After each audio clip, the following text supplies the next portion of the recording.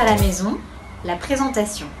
L'objectif de cet exercice, c'est d'apprendre à se présenter, que ce soit dans un environnement professionnel ou bien avec des amis ou bien même sur un plateau de théâtre.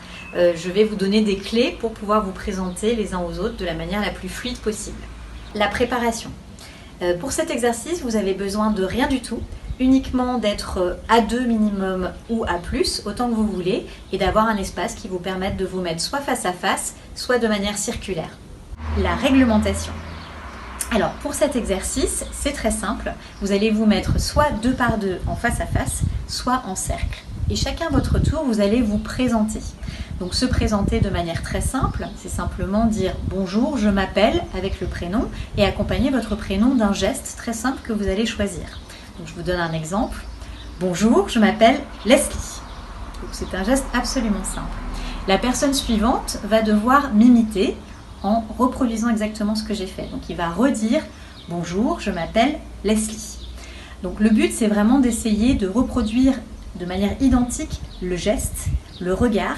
Vraiment dans cette présentation, il faut être le plus clair possible. Regardez si vous avez bien choisi votre main droite ou votre main gauche. Le regard, est-ce qu'il est bien en face à face? Parce que quand on se présente, en fait, il faut vraiment avoir une élocution très directe. Si j'ai le regard en haut ou en bas, je ne suis pas vraiment les yeux dans les yeux de mon interlocuteur. Voilà.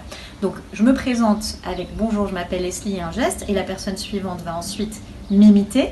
Puis, elle va elle-même se présenter. Donc, par exemple, si la personne suivante s'appelle Samir, elle va dire « Bonjour, je m'appelle Samir ». Voilà, avec un autre geste. Et tout le monde va l'imiter en disant à nouveau « Bonjour, je m'appelle Samir » avec ce geste-là. Pourquoi on fait ça? Parce que l'effet miroir, en fait, vous permet ensuite de vous rendre compte de quelle manière vous vous êtes exprimé.